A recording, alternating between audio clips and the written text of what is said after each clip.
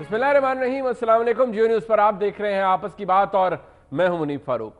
इदारा शुमारियात के हुक्काम की ब्रीफिंग में बताया गया कि दिसंबर में महंगाई की शरह में 6.17% इजाफा हुआ, लेकिन आपने घबराना नहीं है। और तो और दिसंबर में रेल के किरायों में 19.30% इजाफा कर दिया गया, लेकिन आपने घबराना नहीं है। रवा माली साल जुलाई से दिसंबर तक गैस की कीमत में 42.66% इजाफा हुआ, लेकिन आपने घबराना नहीं है। नए साल के आगाज में ही मुशीर मुआशी अमूर ने बुरी खबर सुना दी, लेकिन जनाब आपने घबराना नहीं है।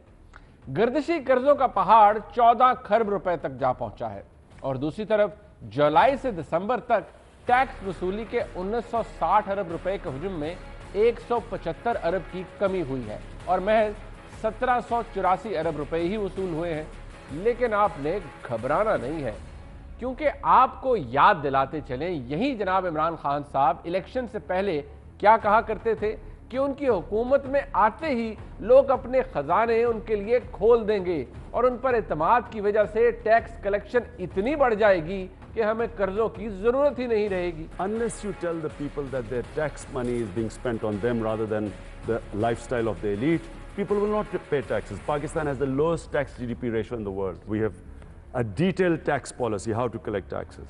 I am the biggest fundraiser. I'm the only politician who people give money to. And I'm the biggest fundraiser, and Pakistan per capita is one of those countries which gives the highest amount of charity and yet the lowest amount of taxes. So therefore, if people can trust, if they can trust the government, the money spent on them, I reckon we can double our tax revenue. जनाब इमरान खान के इक़्तिदार में आते ही जो 200 अरब रुपए आने थे, उनका भी आपको याद दिलाते हैं कि जिस दिन इमरान खान ने हल्फ लिया तो मेरा पाकिस्तान का 200 अरब डॉलर जो बाहर पड़ा हुआ है, इमरान खान अगले दिन उसको पाकिस्तान वापस लेके आएगा। मेरे मुल्क के ऊपर कर्जा कितना है? 100 अरब डॉलर। कितना है? कितना कर्जा है? पहले दिन 100 अरब डॉलर बाहर दुनिया के मुंह पे दे मारेगा और 100 अरब डॉलर आपके ऊपर लगाएगा। ना 200 अरब आए, ना मईशत में कोई खातिर खा बेहतरी हुई और कुछ इम्कान भी नजर नहीं आता, ना टैक्स कलेक्शन में इजाफा हो रहा है, बल्कि महंगाई और बेरोजगारी में इजाफा हो रहा है। लेकिन आपने घबराना नहीं है, क्योंकि हुकूमती वज़रा और जनाब वज़ीर आज़म का सबसे अहम टास्क अपोजिशन का एहतसाब करना है। मुखालिफिन का एहतसाब करके बिजली भी सस्ती हो जाएगी, गैस भी सस्ती हो जाएगी, डॉलर की कीमत में भी कमी हो जाएगी, टैक्स की महसूलात में भी इजाफा हो जाएगा, बरामदात में भी बेहतरी हो जाएगी और महंगाई भी शायद इसी तरह कम होगी।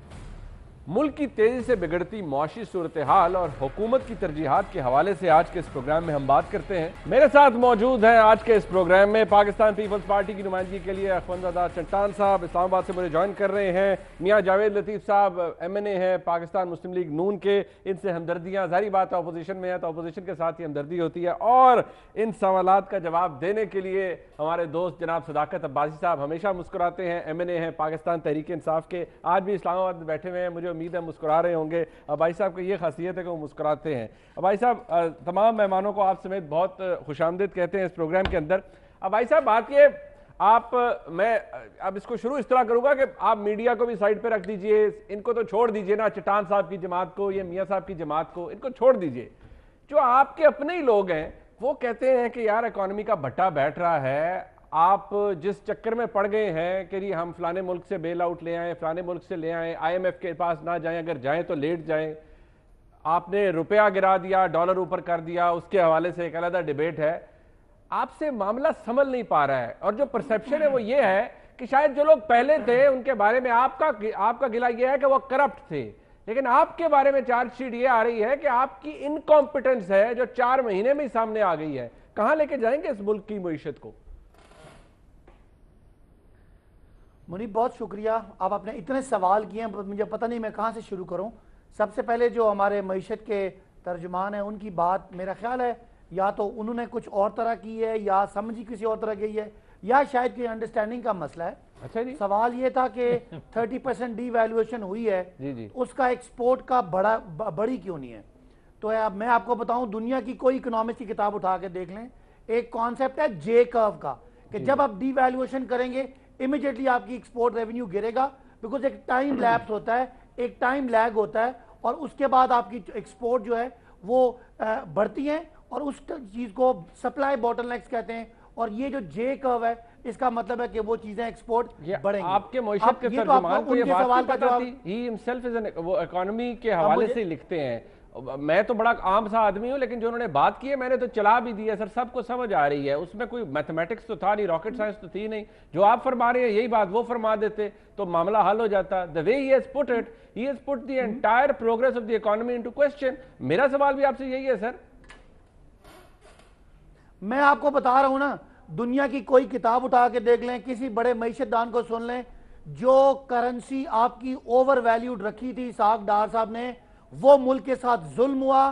اور مسلم لیگ نون کے دور میں کرنسی اپر لیول پہ ہولڈ کرنے سے ایکسپورٹ کا فیکٹ اٹھا کے دیکھ لیں کہ 25 ارب سے 26, 27, 28 کی بجائے 25 سے 20 اور 20 دو دفعہ رہنے کے بعد اب کون سی بڑھ گئی اکاؤنٹ کا خسارہ اتنا بڑھ گیا. اب بہت محترم ہے, کون سی بڑھ گئی ایکسپورٹ؟ وہ تو کہہ رہے ہیں آپ علامات کو دبا رہے ہیں, آپ فکس تو کچھ کر ہی نہیں رہے ہیں. میں دوبارہ اگر آپ کہیں گے آپ کی خواہش پہ چلوا دوں گا. سر آپ پورا سنیے تو صحیح جو انہوں نے فرمایا ہے. کوئی اتنی مشکل بات تو بھائی صاحب سن کے آیا ہوں.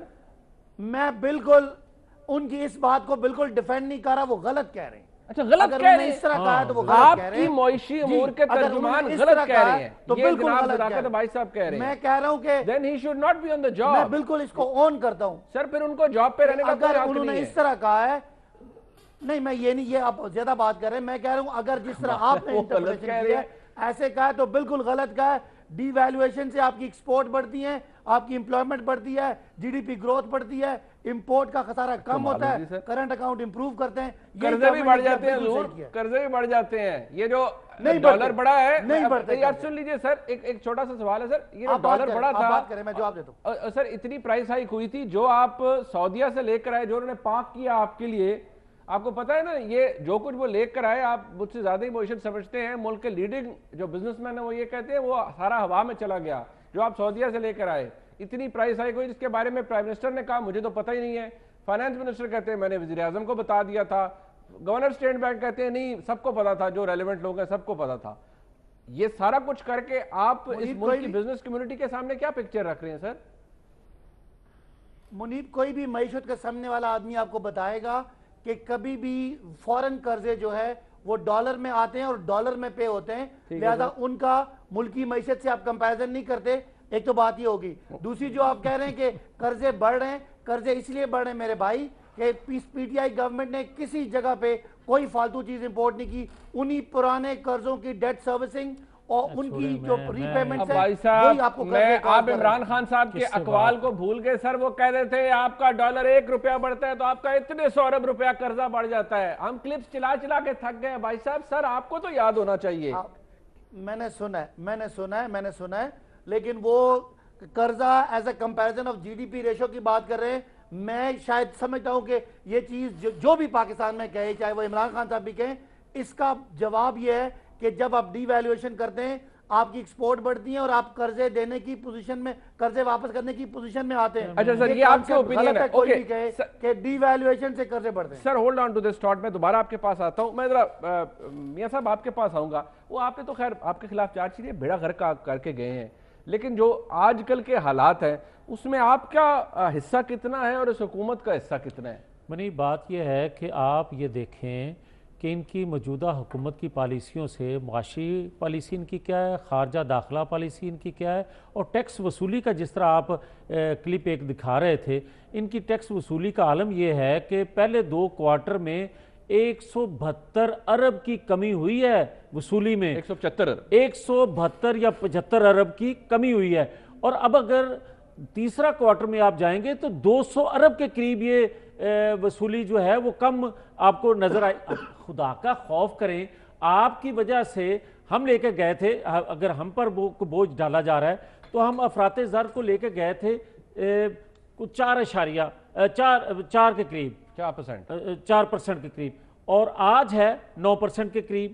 اسی طرح قومی پیداوار جو ہے ہم 5.8% پر لے کر گئے اور آج جو ہے وہ آپ دیکھ لیں کہ یہ 3.8 پر آ گئی. مجھے یہ بتائیں کہ کہاں سے بنے گا 50 لاکھ گھر, مجھے یہ بتائیں کہ 1 کروڑ نوکریاں کہاں سے. بھئی آپ کے پاس کوئی چیز ہے اور بیڑا غرق کر دیا, جس طرح ابھی آپ نے بتایا, کچھ کلپ آپ نے ان کے دکھائے کہ کس طرح گیس کی قیمت بڑھ گئی, کس طرح بجلی کے ریٹس بڑھ گئے اور کس طرح لوگ بے روزگار ہو رہے ہیں. آپ ابھی بھی کہہ رہے ہیں کہ جناب پیسہ ڈی ویلیو کرنے سے قرضے آپ نے ڈبل کر دیے, اور ہم نے تو کچھ بنایا توانائی منصوبے بنانے کے لیے ہم نے وہ قرض لیا, ہم نے روڈز بنانے کے لیے لیا, ہم نے پاکستان کا اندر جو ایک پہیا معیشت کا بند ہو گیا ہوا تھا اس کو تیزی سے رن کیا, تیزی سے چلایا. اور بھائی اگر معیشت کا پہیا نہیں چلے گا تو مجھے یہ بتاؤ کہ وہ ملک کیسے چل سکے گا, یہ بتائیں.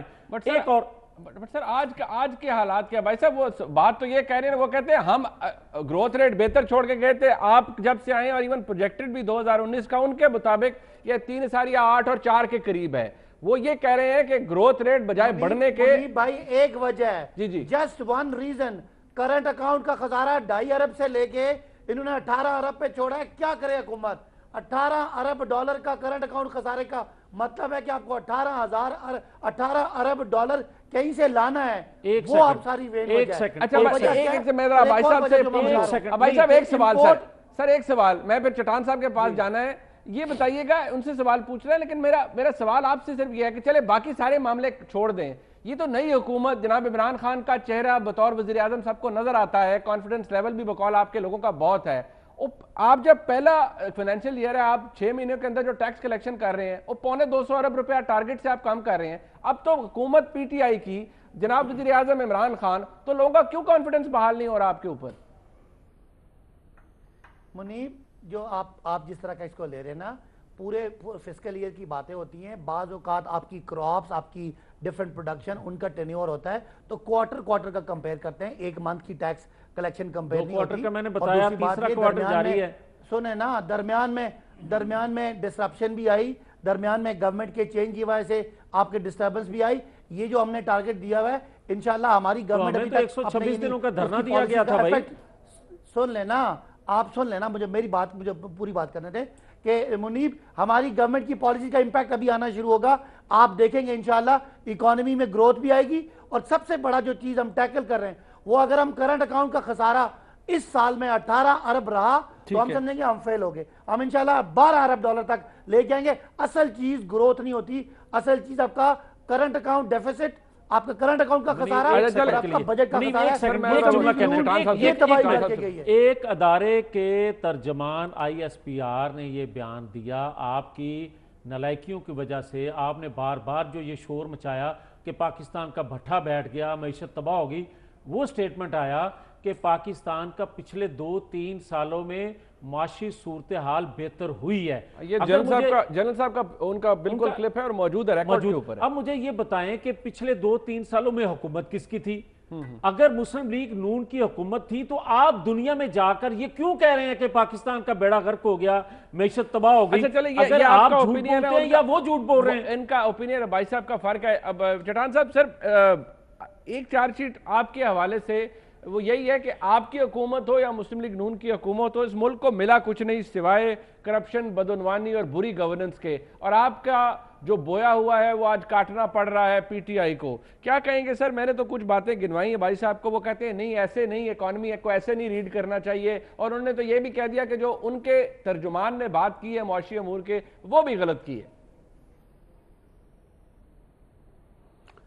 بسم اللہ الرحمن الرحیم. دیکھیے جی, ہمارے دور میں تو آپ کو اب یہ لوگ ابھی تو چیختے ہیں اور روتے ہیں کہ ہمیں ایسا پاکستان ملا, ویسا پاکستان ملا, لیکن جس حالات میں ہمیں پاکستان ملا تھا آپ کو یاد ہوگا کہ کیسے حالات میں سوات سے پاکستان کا جھنڈا اتارا گیا تھا, بلوچستان میں پاکستان کا ترانہ بجانا بند ہو گیا تھا, 110 سال سے پاٹا میں کوئی اصلاحات نہیں ہوئی تھی, گلگت بلتستان کی جو حالات تھے, پارلیمنٹ کے سارے اختیارات پریزیڈنسی میں پڑے تھے, آئین توڑا گیا تھا. تو ایسے حالات میں بھی لوگوں کے تنخواہوں کو ہم نے بڑھایا, 120% ہم نے لوگوں کے تنخواہوں کو بڑھایا. ہم نے پینشن کو 120% سے زیادہ بڑھایا، ہم نے بے نظیر انکم سپورٹ پروگرام شروع کیا۔ اب ہمارے دور میں دیکھ لیں کہ فیول کا قیمت بین الاقوامی مارکیٹ میں کیا تھا، اور ابھی دیکھ لیں کہ بین الاقوامی مارکیٹ میں فیول کی کیا قیمت تھا، اور ہم کیا عوام سے کیا ریٹ لیتے تھے اور یہ ابھی کیا ریٹ لیتے ہیں۔ کل پرسوں کی بات ہے کہ اوگرا نے جو قیمتیں تھے اس کا جو سفارشات کی 15 اور 12 روپیہ، انہوں نے اوپر سے راتوں رات اس پہ 9 روپے کا جی ایس ٹی ٹیکس لگایا۔ دیکھیں جی ٹیکس تو لگتے ہیں ملک میں، ملک بغیر ٹیکسوں کے تو نہیں چلتے ہیں، لیکن پی ٹی آئی کا عوام کے ساتھ وعدہ کیا تھا، عوام کے ساتھ وعدہ یہ تھا کہ ہم ڈائریکٹ ٹیکس نہیں ہم انڈائریکٹ ٹیکس نہیں لگائیں گے۔ انڈائریکٹ ٹیکس کا مطلب یہ ہے کہ آپ اپنے عوام کے، غریب کی، مزدور کی، کسان کی، بے سہارا کی جیب کے اور اس کے چولہے پہ اور اس کے رزق پہ ڈاکہ ڈال رہے ہیں، اور یہ بالکل حقیقت ہے اگر آپ انڈائریکٹ ٹیکسز لگاتے ہیں۔ چٹان صاحب یہ وہ کہتے ہیں کہ آپ کے دور میں اور مسلم لیگ نون کے دور میں ہوئی معذرت کے ساتھ جو چوری ڈکیتی تھی، معاشی دہشت گردی تھی، اس کی وجہ سے ابھی دیکھیں نا، باجی صاحب نے ابھی فرمایا کہ 18 ارب ڈالر کا آپ کا ڈیفیسٹ ہے۔ وہ کہتے ہیں اس کا پیٹ کہیں سے تو بھرنا ہے، حکومت کو کچھ نہ کچھ تو ٹھیک کرنا پڑے گا، ٹیکسز سے ہی پیسہ اکٹھا کریں گے اور کیا کریں گے؟ دیکھیں ایک جملہ اور، 6,000 کے قرضے آپ نے لیے تھے اور 30,000 کے قرضے ہم نے انہیریٹ کیے، 30,000 ارب، 6,000 کے قرضوں کا بوجھ آپ پہ تھا۔ منیب بھائی یہ ایک اور ایشو ہے، اگر اس پہ آپ شو کرنا چاہے تو اس پہ کریں کہ آپ کے دہشت گردی کی جنگ میں 145 ارب کا نقصان ہوا، آپ کے ملک میں آئی ڈی پیز نکلے، آپ کے ملک میں سیلابیں آ گئیں، یہ اس طرح کے معاشی دہشت گردی کی بات کر رہا ہوں۔ اور یہ ہے منیب بھائی کہ ان کے حکومت میں پختونخوا میں بھی 37 ارب قرضہ تھا، ان کی حکومت سے پہلے 330 ارب تک ان کے 5 سالوں میں پہنچ گیا۔ لیکن اصل حقیقت تو یہ ہے کہ یہ ملک کے معیشی اقتصادی حالات کو نہ ٹھیک کر سکتے نہ کرنا چاہتے۔ اب مجھے منیب بھائی یہ بتائے کہ دنیا میں کون سے ملک ہے جہاں پہ سیاسی استحکام نہیں ہے اور وہاں پہ اقتصادی استحکام آ جائے گا؟ اب مجھے بتائے کہ وہ آپ کا سربراہ گاؤں گاؤں جا کے، ہر ملک میں جا کے، اور وہاں پہ ابراہیم علیہ السلام کی بت کی طرح اپنے ملک کا تعریف کرے کہ بھائی اس کے تو کان ہے، سن نہیں سکتے، آنکھ ہے، دیکھ نہیں سکتے، ہر جگہ پہ کہے کہ ہم چور ہیں، ہم ڈاکو ہیں، ہم 99% ڈاکو ہے، ہم ٹیکس نہیں دیتے ہیں، ہم ڈاکے ڈالتے ہیں۔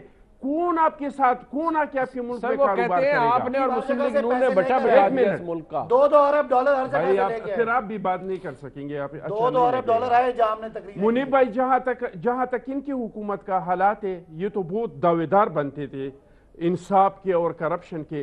ابھی ریسنٹلی آج کب میں کہہ رہا ہوں کہ انہوں نے جو مومن ڈیم کا ٹھیکہ ہے وہ کس طریقے سے، کیا اس میں قانون سب کچھ کو فالو کیا، جو انہوں نے ڈسکاؤنٹ کو دے دیا، جہاں اپنے مشیر خاص کے بیٹے کو دے دیا، اس پہ یہ بھی آج کا یہ الزام ہے۔ ایل این جی کا جو ٹینکر پہنچ گیا اس کو واپس کر دیا، 100 ارب اس کا الزام ہے۔ اخوان بھائی مجھے ذرا یہ ڈالر جو سستا ہوا تو کرے، کرپشن کو آپ نے ختم کرنا ہے تو کرے، کراس دی بورڈ کرے، ابھی جی ایس ٹی بنائے۔ میں ذرا ایک بریک لے لیتا ہوں سر، میں ایک بریک لے لیتا ہوں، جب واپس آؤں گا آپ سے شروع کروں گا، جواب لینا ہے۔ میاں صاحب بھی بڑے بیتاب ہیں، ظاہری بات ہے جہاں بات حکومت کی ہو، اب اپوزیشن ہے تو اپوزیشن کا تو دل کرتا ہے کہ حکومت پر جملے کسے تنقید کرے، لیکن بھائی صاحب ہمارے بھائی ہیں، جواب بڑا ہر بات کا تسلی سے دیتے ہیں۔ کچھ سوالات اور بھی ہیں بھائی صاحب سے کرنے والے، ایک بریک کے بعد ہمارے ساتھ رہیے۔ پنجاب دے بڑے جنہیں شہباز شریف ہوتا ہے اوے اے وزیر اعلیٰ صاحب ساڈے عثمان بزدار صاحب، پنجاب دے بڑے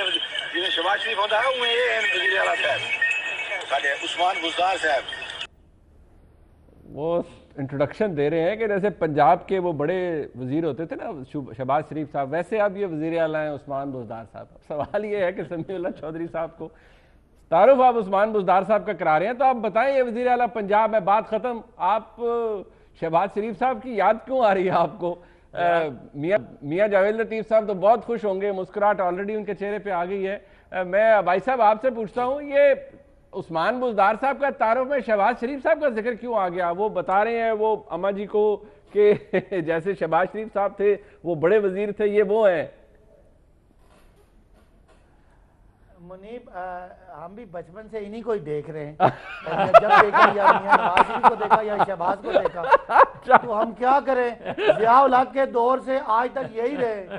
तो वो एक आम खातून को यही कहेगा कि वही बंदा है जरा शहबाज शरीफ है, ਜਿਹੜਾ ਚੰਗਾ ਕੰਮ ਕਰਦਾ ਸੀ, उस्मान बुज़दार साहब जरा ਜਿਹੜੇ ਚੰਗੇ ਕੰਮ ਕਰਦਾ कोई ਸੀ। नहीं हुई।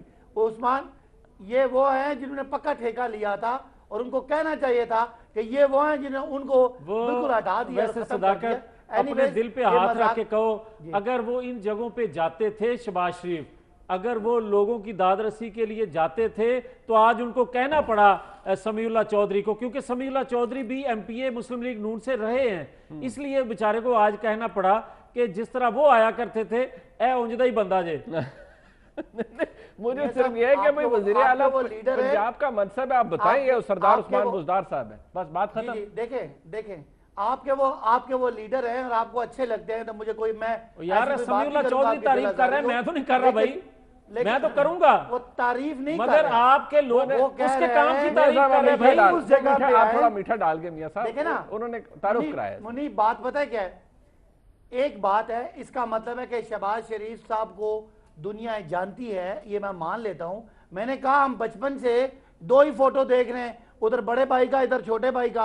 अब बच्चे थे, अगर ये बड़े भाई भी ठीक काम करते, करप्शन ना करते, पकड़े ना जाते, तो आज इनके बच्चों की भी फोटो लगी होती। लेकिन Usman Buzdar is a new reality. वक्त कम है, मैं गुजारिश कर दूं, अभी जो बात कर रहे थे चटान साहब के भाई, ये जो तैमूर दाऊद जो हैं, जो इन्होंने 309 अरब का ठेका लिया एक वजीर के बेटे ने, तो एक शहबाज शरीफ को जिसका आप जिक्र कर रहे हैं, उनको तो जेल में इसलिए डाल दिया गया कि एक नैबज़दा जो कंपनी थी उनको उन्होंने ठेका ना दिया तो उनको जेल में डाल दिया। मुझे ये बताएं सदाकत साहब कि ये शख्स जिसके वजीर को ठेका दिया गया, आप ये कहेंगे, और ऊपर से फैसल वाडा ये कह रहे हैं कि मैं उसके बाप का नौकर हूं। और भाई आप 22 करोड़ लोगों के हकूक पर डाका डाल के बैठे हुए हैं, आपको ये जवाब देना पड़ेगा।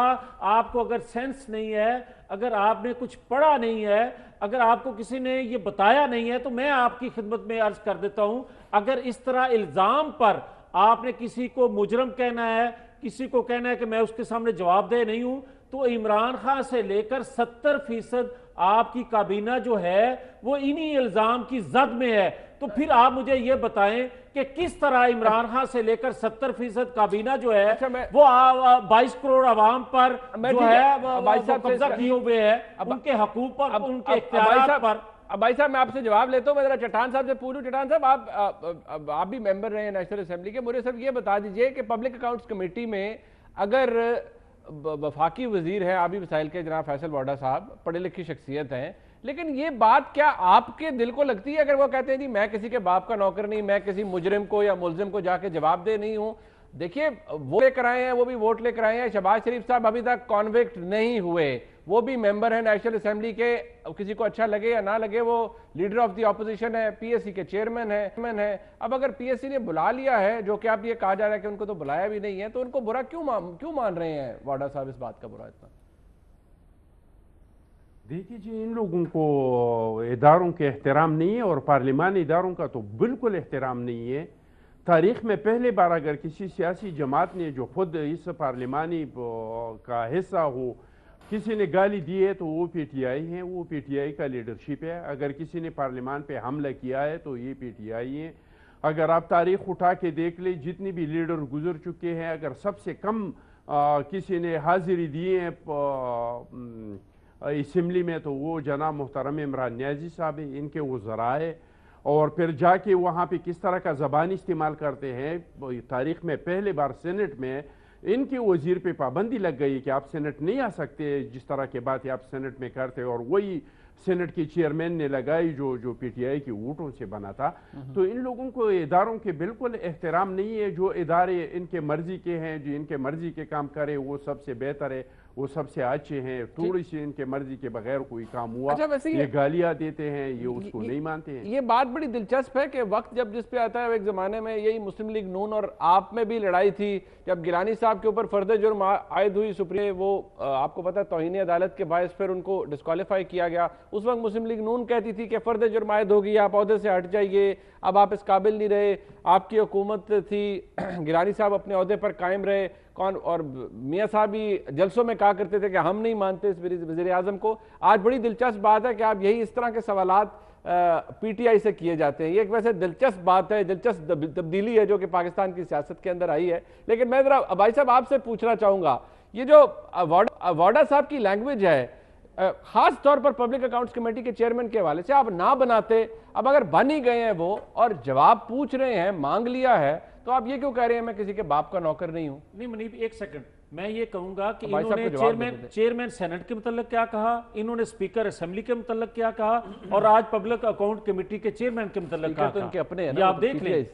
जी भाई साहब, ये जो बोल रहे हैं, इन्होंने उस वक्त के सदर के बारे में ये कहा था कि उसका पेट फाड़ेंगे और उसके गले में रस्सी डाल के घसीटेंगे। बिल्कुल कहा था, बिल्कुल कहा था, बिल्कुल कहा था, ठीक बात है, कहा था। सुन लें, वो नवाज शरीफ साहब ये कहें कि ये जरदारी बहुत बड़ा डाकू है, वो भी गलत है, और अगर फैसल वाडा ने कहा तो वो भी गलत है।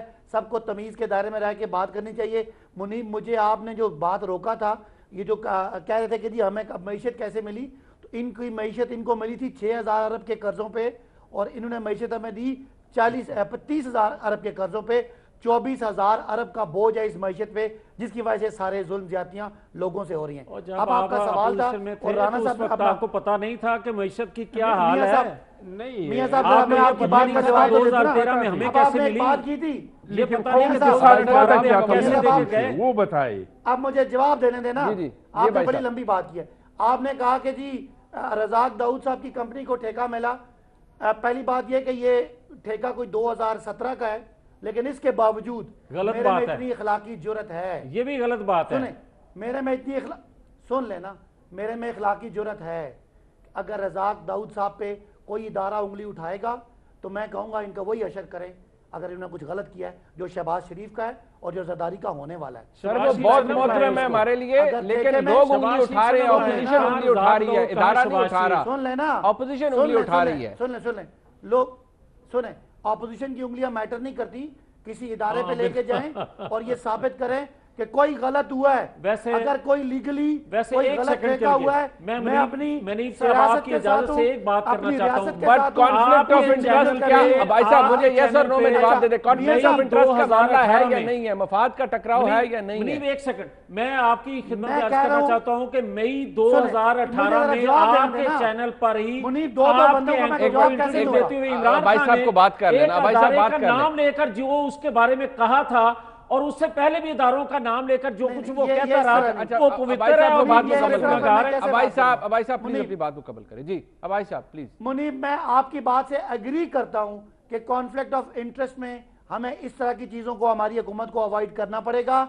हम high moral ground, high moral stand लेते हैं, तो मेरा ख्याल है कि इस चीज को मैं ये बैठ के इसको डिफेंड नहीं कर सकूंगा अगर ये किसी जरा सी भी सफारश की वजह से। बहुत अच्छी बात है सर, कल चंद साहब ने भी यही कहा है। शहबाज शरीफ ने ठेका दिया जिस तरह साद रफी को, उस तरह नहीं होना चाहिए। आप पढ़े लिखे आदमी हैं, आप पढ़े लिखे आदमी हैं, आप दूसरी शख्सियत है। कल नदीम अफजल चंद साहब आए थे, उन्होंने भी यही बात की, आपने भी यही बात की, लेकिन मैं फिर कहूंगा सर, आपका जुमले के एंड में आता है ऐसा नहीं होना चाहिए, ऐसा नहीं होना चाहिए था, लेकिन प्रॉब्लम यह है कि ऐसा एक्चुअली हो रहा है। मेरा सवाल सिर्फ यह है कि क्या ऐसे ही सूरत हाल अगर किसी और हुकूमत में होती, क्या आप मफाद के टकराव का सवाल उठाते हैं? नहीं, रजाक दाऊद साहब बहुत मोहतरम, उनके साहबजादे हमारे लिए बहुत मोहतरम, बिल्कुल वो कारोबार करें, सब कुछ करें, लेकिन क्या ये सवाल बनता है या नहीं बनता? और यार कमाल करते हैं आप मुनीब साहब, पहले आप जुल्म कर रहे हैं। मैंने मुनीब बात कर दी, यार मुझे बोलने तो देना। मुनीब साहब आप सवाल करते हैं, एक सेकंड, मैं कहता हूं कि जहांगीर तरीन इन्वेस्टर होगा तो अली जो रजाक दाऊद है वो इन्वेस्टर होगा तो तमीर दाऊद क्यों नहीं आएगा? मुझे یہ بتائیں زلفی بخاری کیوں نہیں آئے گا, اون چودھری کیوں نہیں آئے گا, یہ سارے جو انویسٹر ہیں بھائی آج وہ بینیفیشلی نہیں ہوں گے تو کب ہوں گے؟ بھائی صاحب دور بیٹھے ہیں اٹھائیں گے نا, بھائی صاحب دور بیٹھے ہیں نا, ان کی بات مکمل ہو. دیکھیں میں نے سوال کیا بھائی صاحب سے, جب وہ پیسہ خرچ کر رہے تھے اس وقت بھی بولنا چاہیے تھا. جواب سر مکمل ہونے دیا بھائی صاحب, پلیز سر آپ جواب مکمل کیجئے. منیب صاحب یہ کوئی پڑھی لکھی بحث کرنے دینا, آپ وہی رٹی رٹائی باتیں سنیں, میں آپ کو جواب دینا چاہ رہا ہوں. جی جی جی, میں کہہ رہا ہوں کہ نومبر 2017 میں ان کی بڈ, بھائی صاحب نومبر 2017 میں انہوں نے بڈ جمع کرائی, اور اگست 2018 میں آ کے وہ وزیر بنے. انہوں نے پرائم منسٹر کو کہا کہ میں نے بڈ جمع کرائی ہوئی ہے.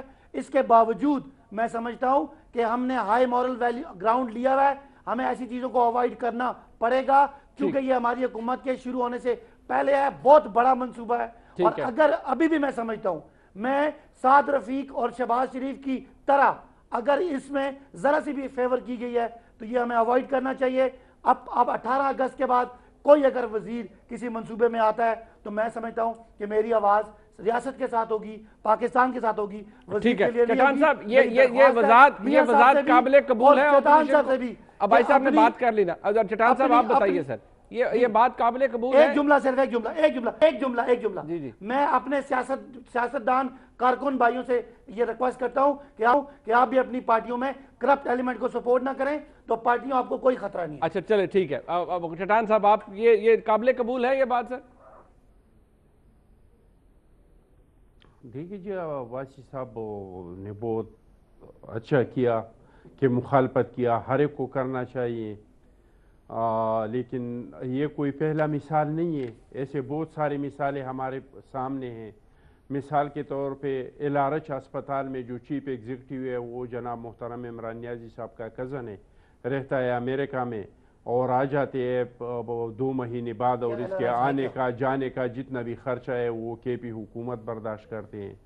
اس طریقے سے جو پی سی بی کا جو چیئرمین لگایا اس کے لیے بھی کوئی طریقہ کار نہیں اپنایا, آپ نے ایگزیکٹو آرڈر پہ لگایا, وہ بھی ان کا رشتہ دار ہے. اسی طریقے سے اگر آپ کے پی کے میں جا کے دیکھ لیں تو سارے جو جتنی مخصوص نشستیں ہیں, اور ایک پرویز خٹک کے پتہ نہیں کتنے MNAs ہے, کتنی MPAs ہے, اور کتنے سینیٹر ہے, اپنی خاندان کے سالوں تک جو بھی ہے ساروں کو لایا ہے. تو ان چیزوں کے بارے میں آواز اٹھانا چاہیے, اور جب یہ خود آواز اٹھائیں گے تو پھر دوسروں پہ تنقید یہ کر سکتی ہے. چلے بہت شکریہ. اگر خود اس طرح سے کام کریں گے تو دوسروں پہ تنقید کرنا اور دوسروں کو سٹیٹس کو کہنا پھر زیادتی ہے. چلے بہرحال بھائی صاحب نے بات بڑی اچھی کی, بہت شکریہ جناب صداقت بھائی صاحب. اخوان چٹان صاحب ہمارے ساتھ موجود تھے, جناب میاں جاوید لطیف صاحب نے ہمارا ساتھ دیا. پروگرام میں ایک بریک, واپس آئیں گے. بات ہوگی حکومت بیوروکریسی کے اندر کچھ تبدیلی یا ریفارمز آنا چاہ رہی ہے, لیکن جو کچھ ہو رہا ہے کیا اس سے بیوروکریسی زیادہ پولیٹیسائز ہوگی یا نہیں, اس پر بات کریں گے. بریک کے بعد انصار بھائی صاحب ہمارے ساتھ موجود ہوں گے, ہمارے ساتھ رہیے.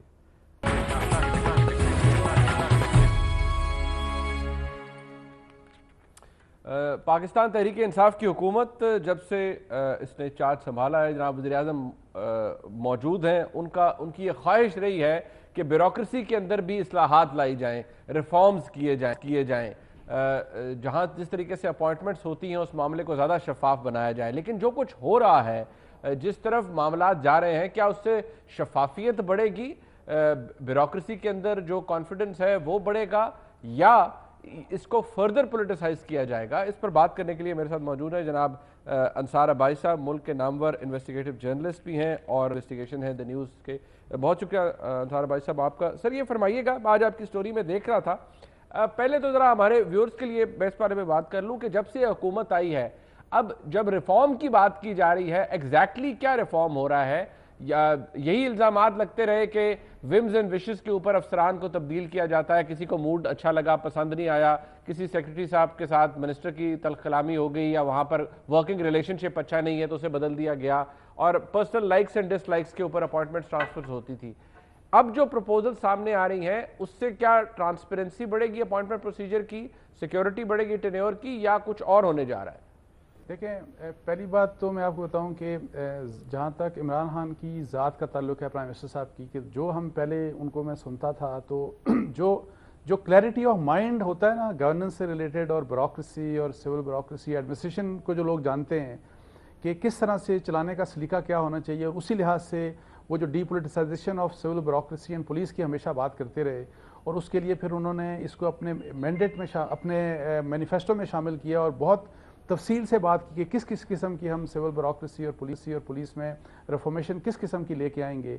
وہ کلیئرٹی میں نے بہت کم پولیٹیشینز میں دیکھی. لیکن میں آپ کو بتاؤں کہ جب سے یہ آئے ہیں گورنمنٹ میں، اور پرائم منسٹر اب 4 مہینے ہو گئے ہیں، 4 مہینوں میں سب سے پہلے میں بات بتاؤں کہ صرف ایک ابھی تک ریفارم کا پروپوزل آیا کیبنٹ کے سامنے، اور وہ وہی والا جس کی ہم ابھی بات کر رہے ہیں. وہ لاسٹ نومبر میں، مڈ نومبر میں آیا، اور اس میں سجیشن یہ دیا گیا تھا کہ جی کہ کس طریقے سے ہم سیکٹریز کو اپوائنٹ کریں، فیڈرل سیکٹریز کو، اور ان کے ٹینیور کو ہم پروٹیکٹ کریں تاکہ وہ 3 سال ان کو کوئی چھیڑ چھاڑ نہ سکے، اور وہی جو ومز اینڈ وشز کی بنیاد کے اوپر کہ ٹرانسفر نہ ہو سکے. لیکن اس کے اوپر چونکہ وہاں پہ یہ کہا گیا کہ 6 مہینے کوئی بھی سیکٹری لگے گا تو وہ ایک پروبیشن پیریڈ ہوگا، اور اس کے بعد اگر وہ پروبیشن پیریڈ میں گورنمنٹ سیٹسفائی ہوتی ہے تو پھر وہ 2.5 سال اور کنٹینیو کرے گا.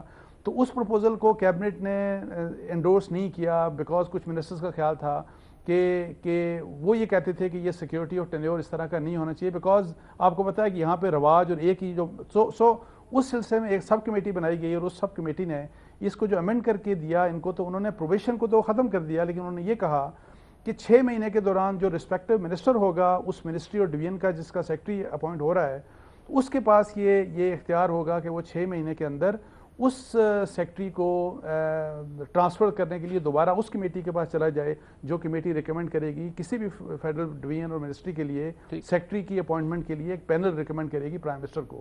تو میں آپ کو بتاؤں کہ میں چونکہ اسٹوڈنٹ ہوں، سول بیوروکریسی کے اوپر میں نے تھوڑا بہت کام کیا، میں انڈرسٹینڈ کرتا ہوں اس ایشو کو کسی حد تک. میں آپ کو بتاؤں کہ یہ مسئلہ اس طرح حل نہیں ہوگا، اس سے فردر پولیٹیسائزیشن آف بیوروکریسی ہوگی. 6 مہینے تک سیکٹری ٹنگا رہے گا کہ میں کس طرح سے اپنے وزیر کو خوش کروں، اور پروبیشن کا تو کویشچن ہی نہیں ہوتا کہ ایک فیڈرل سیکٹری کو آپ پروبیشن پہ کیسے لگا سکتے ہیں. صحیح ہے. سو میری ذاتی رائے میں دس ریفارم اگر یہ اسی حالت میں یہ کلیئر ہو گیا اور امپلیمنٹ ہو گیا، it will further politicise the bureaucracy, اور یہ فیڈرل سیکٹریز کو مزید انسیکیور کر دے گا، جو کہ آلریڈی انسیکیور فیل کرتے ہیں. اور آپ کو پتہ ہے کہ ود ان نو ٹائم لوگوں کو یعنی کہ آپ ریموو کر دیا جاتا ہے، کوئی ریزنز نہیں لکھے جاتے، سیکیورٹی اور ٹینیور رہا ہی نہیں پوری بیوروکریسی میں. تو اس حالات میں یہ جو پہلا ریفارم ان کا آئٹم آیا، تو میرا خیال ہے کہ اس سے فائدہ شاید کم ہوگا، نقصان زیادہ ہوگا. سارا بھائی صاحب یہ بھی بتائیے گا، جس طرح سے ہم دیکھتے ہیں کہ منسٹرز، کیونکہ اس کیبنٹ کے اندر کچھ نئے ینگ منسٹرز بھی ہیں، ناٹ ٹو پرٹیکولرائز اور اینی ون، بٹ کچھ کا ٹیمپرامنٹ مختلف ہوگا، کیا ہوگا. لیکن جو فیڈرل سیکٹریز ہیں، مجھے کریکٹ کیجئے گا، نارملی وہ گریڈ 21 کے لیول کے لوگ ہوتے ہیں جن کے پیچھے بہت بڑا کریئر ہوتا ہے. تو ایگزیکٹلی کیا ایکسپیکٹیشن ہوگی ایک منسٹر کی کہ سیکرٹری کس طرح سے خوش کرے اپنے منسٹر کو، جو کہ منسٹر صاحب شاید ٹھیک ہے ایک پروسیجر ہے، طریقہ کار ہے، ایک ینگ فیڈرل منسٹر بھی ہو سکتا ہے، تو وہ سیکرٹری صاحب کیسے راضی کر سکتے ہیں اپنے منسٹر کو؟ کیا کریں گے کہ راضی ہو جائے منسٹر صاحب اور انہیں نہ ہٹائے اپنے عہدے سے؟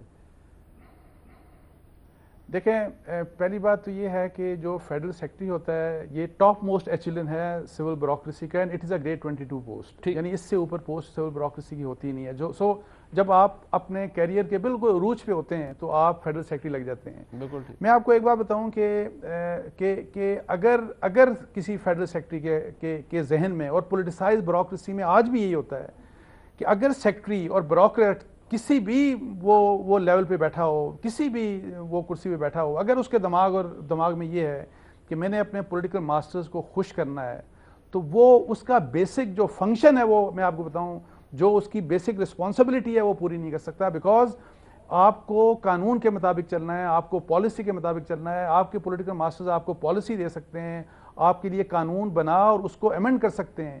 لیکن اگر اس چیز کے اوپر اگر جو ہمارے بیوروکریسی، جو کہ آج کل بھی یہ ہوتا ہے کہ آپ اگر خوش رکھیں اپنے پولیٹیکل ماسٹرز کو، جو آپ کے سینئرز ہیں آپ ان کو خوش رکھیں، تو آپ انجوائے کرتے رہیں گے، اچھی پوسٹنگ، آپ کو لیوکریٹو پوسٹنگ ملتی رہیں گی، آپ کسی بھی پوسٹ کے اوپر for indefinite period you can continue.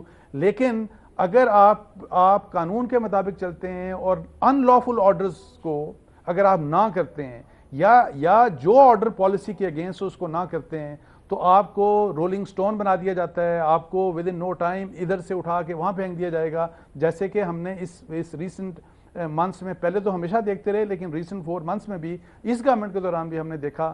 سو میں آپ کو بتاؤں کہ یہ چیز اگر دماغ میں بٹھا دی جائے بیوروکریٹس کے کہ انہوں نے خوش کرنا ہے پولیٹیکل ماسٹرز کو, تو دین ڈونٹ ایکسپیکٹ فرام بیوروکریسی کہ وہ ڈیلیور کرے گی, اور یا وہ ایسے کام کرے گی جو ملک کے لیے قانون کے مطابق ہوں, پالیسی کے مطابق ہوں, اور عوام اور ملک کی بہتری میں ہوں. ایسا کبھی نہیں ہو سکتا. بفور وی کنکلوڈ انصار بھائی صاحب, بڑے باخبر ہیں اس حوالے سے, یہ جو پاکستان میں اس وقت بیوروکریسی ہے, چاہے وہ وفاق میں ہو, صوبوں کے اندر ہو, اوور آل جو رویہ رہا ہے, جتنی ہاسٹیلٹی بڑھ گئی ہے, پرٹیکولرلی کہا جا رہا ہے نیب کے حوالے سے کہ نیب بہت ہاسٹائل ہے, اور جو انوائرمنٹ بن گیا ہے, کہیں کام ہوتا آپ کو نظر آ رہا ہے کیا اسی زور و شور سے؟ کیونکہ ظاہری بات ہے بیوروکریسی سے تو ملک چل رہا ہوتا ہے نا جی, کیا وہ ایٹ ایز ہے, کام کر رہے ہیں, کانفیڈنس ہے, یا اس کی کمی ہے, نہیں ہے وہ؟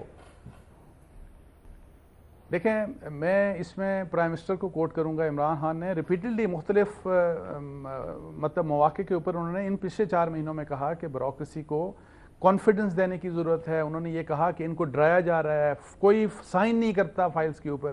اور میں آپ کو بتاؤں کہ جس قسم کے حالات خاص طور پہ نیب نے سٹارٹ کیے کہ without any rhyme and reason آپ بہت سے لوگوں کو آپ اریسٹ کر لیتے ہیں, اور ٹاپ موسٹ ایون بیوروکریٹس کو آپ اریسٹ کر لیتے ہیں. میں آپ کو بتاؤں کہ کوئی شخص بہت بڑی تعداد میں, میں آپ کو بتاؤں کہ بہت بڑی تعداد میں جو جنرل سمپل ڈیسیجنز ہوتے ہیں وہ ڈیسیجن میکنگ نہیں ہوتی, بیکاز وہ یہ کہتے ہیں کہ آپ ایویٹیز کے ڈیسیجنز کو آپ اس بات کے اوپر ڈسپیوٹ کر لیتے ہیں کہ اٹھا کے لے جاتے ہیں لوگوں کو کہ جی یہ فیصلہ اس طرح بھی ہو سکتا تھا. اور میں آپ کو بتاؤں کہ آپ خود مجھے اندازہ لگائیں کہ جب اس وقت بھی پرائم منسٹر کے principal secretary, prime minister Imran Khan کا پرنسپل سیکرٹری, جس کو نیب آج بھی بلا رہا ہے, مجھے بتائیں کہ یہ میسج کیا جا رہا ہے پوری سول بیوروکریسی کے لیے. اور یہ اعظم خان نے اس ایشو کے اوپر معلوم جبہ کے بنایا جا رہا ہے کہ جب اعظم خان, جب وہ جو ٹھیکہ تھا اس وقت تک دیا جا چکا تھا, وہ بیڈز فائنل ہو چکی تھی, اس وقت یہ سین کے اندر آئے. دیکھیں میں یہی کہہ رہا ہوں, نہیں لیکن نیب کے سامنے ریپیوٹ شپیوٹ نہیں, نیب مجھے نہیں پتا, اس نے ہر سول سرونٹ کو اتنا ڈرا کے رکھ دیا ہے کہ میں آپ کو بتاؤں ایماندار سول سرونٹ وہ کہتا ہے کہ میں نے کوئی فیصلہ بھی کر لیا. اور آپ دیکھیں کہ کسی بھی ایشو کے اوپر جب آپ سول سرونٹ ایک فیصلہ کرتا ہے تو ہو سکتا ہے اس فیصلے کے لیے ڈیفرنٹ آپشنز ہوں, یعنی کہ آپ یہ اے آپشن بھی لے سکتے ہیں, بی بھی, یعنی کہ آپ نے کوئی آپشن لینا ہے چھوڑا ہی نہیں اس کے لیے, یعنی آپشن کوئی وہ لے ہی نہیں سکتا. اب میں مثال یہ دیتا ہوں کہ آشینیا کے کیس میں جس میں انہوں نے پکڑا 2 ٹاپ موسٹ سول سرونٹس کو پکڑا, آپ دیکھیں کہ وہاں پہ یہ شکایت آ گئی کہ وہ جو آشیانہ کا اوریجنل ٹھیکہ تھا وہ گڑبڑ تھی, اس میں فراڈ ہوا تھا. اور انہوں نے اس کو کہا کہ جس کے اوپر انکوائری ہوگی. آپ بتائیں کہ انکوائری ہو گئی اور انہوں نے انکوائری آرڈر کر دی, اور اس کے کنسیکوینس میں یہ سب کچھ ہو رہا ہے. اور اگر وہ آرڈر نہ کی ہوتی, مجھے بتائیں, تو پھر یہ نیب پوچھتی کہ شکایت آئی تھی اور آپ نے آرڈر نہیں کیا تھا, آپ نے انکوائری کیوں نہیں کی اس مسئلے کے اوپر. سو سول سرونٹس کو انتہائی اس وقت ان کے لیے جو ہیراسمنٹ کا ماحول ہے, تو میں آپ کو بتاؤں اسی لیے جو کہتے ہیں نا کہ کام کیوں نہیں ہو رہا, اور جو بیوروکریسی میں بیوروکریٹک ہرڈلز, یہ بیوروکریٹک ہرڈلز اور اس طرح کی جو ڈیسیجن ہے, اس کی سب سے بڑی وجہ یہی ہے کہ ہم نے سول سرونٹس کو اعتماد نہیں دیا اور ان کو ڈرا کے رکھا ہوا ہے کہ آپ نے کوئی فیصلہ کرنا ہی نہیں, اور جو فیصلہ کریں گے, اگر فیصلہ کیا تو نیب آپ کو پکڑ کے لے جائے گا. بہت شکریہ جناب انصار عباسی صاحب, ایڈیٹر انویسٹیگیشن دی نیوز ہمارے ساتھ موجود تھے. معاملات کے اوپر ان سے بات ہوئی, ایک تو یہ کہ فیڈرل سیکرٹریز کا جو ٹینیور ہے اس کو سیکیور کرنے کے حوالے سے یا اپوائنٹمنٹس کے حوالے سے جو ترامیم آ رہی ہیں, ریفارم کی بات کی جا رہی ہے. لگتا یہ ہے کہ جو اب تک معاملات سامنے آئے ہیں اس سے زیادہ پولیٹیسائز ہو جائے گی بیوروکریسی, اور یہ بھی کہ جو اس وقت رویہ ہے اوور آل ہمارے ملک کے اندر, وزیر اعظم کو, وفاقی حکومت کو کانفیڈنس دینے کی ضرورت ہے اس بیوروکریسی کو, تاکہ وہ اپنا کام کر سکے, کیونکہ بہرحال یہ ملک بیوروکریسی نے ہی آگے لے کر جانا ہوتا ہے, کام انہوں نے ہی کرنا ہوتا ہے, لیکن جو حالات ہیں وہ کچھ اچھے نظر نہیں آتے. آج کا پروگرام آپ نے دیکھا, فیڈ بیک ضرور دیجیے گا. دیکھنے کا بہت شکریہ. خدا حافظ.